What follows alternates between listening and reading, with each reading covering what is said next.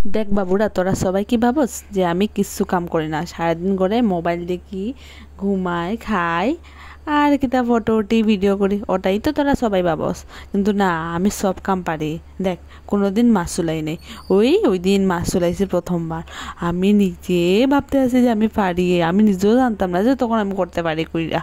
দেখ দেখ দেখ কিলা সুন্দর করিয়া আমি কতগুলা মাছ চুলাইতেছি, মানে একটাই চুলাইতে আসতাম, তখন আমি ভিডিওটা বানাইছি। দেখ, মাছের নাম কিন্তু জানি না। তোরা যদি আমার জিজ্ঞাসা যে কিতা মাছ ওটা আসিল, আমি ওটা কিন্তু কইতে পারতাম না যে ওটা কিতা মাছ আসিল। কিন্তু জানোস, মাছটা যে স্বাদ খাইতে, যে ভালো লাগছে খাইয়া। আমি তো মাছ খাইতে, মাংস খাইতে বড় ভালো পাই।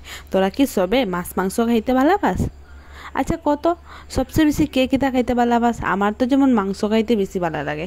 আর তোরা কোনটা কোনটা খাইতে বেশি ভালো পাস কত? হি হি হাসিস না, হ্যাঁ? আমি কিরকম কিরকম কথা কইলাম, তোরারও মনে হইব যে আজকে কি রকমের কথা কর।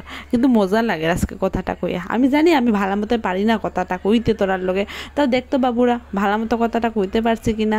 তোরা একটু কমেন্ট করিস তো ভালো মতে যে আমার কথাটা ঠিকঠাক হয়েছে কিনা। দেখ, আমার তোরা এটা কইতে গিয়েই মা হাসি পাইতেছে।